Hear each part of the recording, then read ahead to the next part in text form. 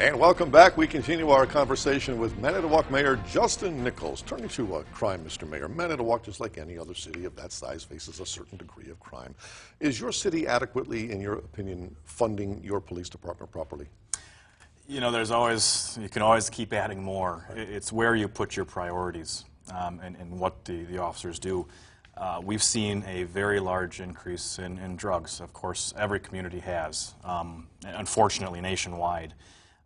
So we, over the past few years, have started trying to find ways of how to deal with that. Not just reactive, being proactive, because there's a lot of issues that begin younger ages or starting out that lead to a larger drug issue. So we have a new drug court in our community, which has been very successful. We've seen a lot of graduates from that to help them get back into society, help them find new friends. That's one of the big things we see is it's who you hang around with that truly can cause a large problem. We've added some canine units to help find areas where we have major issues. Manitowoc has been a very safe community in a lot of regards. You know, you look at our murder statistics, our high violent crimes, they're much lower than the average. So we're very fortunate in that regard. But a small community like Manitowoc, the drug issues take front page. You know, some larger communities, it might be on the 4th page. You know, it's front and center, and that's really what is starting to concern some people. And it's always good. Being on I-43 is good from a business standpoint, a commerce standpoint, but it's also got its drawback because it's an easy drug route. Yeah, especially having a community where you have low cost of living. The housing prices are very low compared to others. So we're seeing a lot of homes rented out as apartments to some drug dealers. We added a rental registration requirement that anyone who owns apartments or buys that type of thing is required to register it with the city. Because in a lot of cases, and any mayor will tell you this, there's a lot of, even though they pay taxes, sometimes we have no idea who actually owns that house. It could be an LLC covered by this, that, and the other.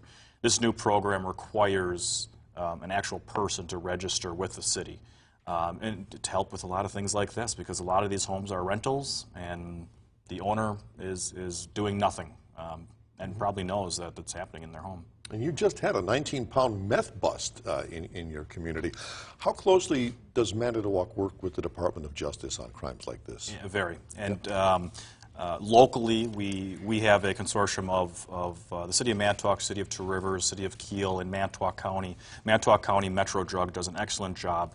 We're all working together because, as we know with drugs, it doesn't stop at the City of Manitowoc line or the City of Two Rivers line. So they've been very proactive and working to find better ways to. That's being the reactive side in a lot of cases. Again, we know, though, that we need to be more proactive to get people not even to take drugs. We have, Manitowoc has one of the highest drug drop-offs in the state of Wisconsin for prescription medications that are unused or expired, that we see a lot of, unfortunately, younger kids going to their grandparents' medicine cabinet, and that's how it starts. Fortunately, though, we've been very proactive in getting the word out there that we have a safe drop-off site for a lot of these, so we've seen a lot of our seniors take advantage of that to get those types of drugs off the street, too. Switching from drugs, let's go to some good stuff. You've got a Miracle League. We do. Tell us about that. We've had one here in De Pere for quite some time. Yep. How is Manitowoc's working? Very well. And it was a group of citizens that came forward. This one's very near and dear to my heart for a lot of reasons. But very fortunate that the city was very supportive of it, helped out financially in a couple of areas, but pretty much it was driven by goodwill. Was the major sponsor. Donald Driver was a sponsor of our Miracle League field. It's so amazing to see those kids out there enjoying baseball. I always say, if you ever had a bad day, go there. Your day will be, you'll forget about everything wrong in your life. Right. You have made some tremendous improvements at Red Arrow Park. That's another. What was it before? What is it now? That is our main beach, I guess, in the city. It's a south side park that unfortunately was let go for many, many years. We've redone the beach, added some volleyball nets down there, redone the parking lot and everything. And actually there's a very good group of volunteers who are from the Red Arrow Division, the military, who are taking over and really starting to put money into it with flagpoles, some nice murals. They're going to have a trail that shows different Red Arrow divisions throughout the state of Wisconsin. So it's really taking it and bringing history of the reason for the park and fixing a park that was in bad shape a few years ago. How big of a draw is the Maritime Museum and the cobia?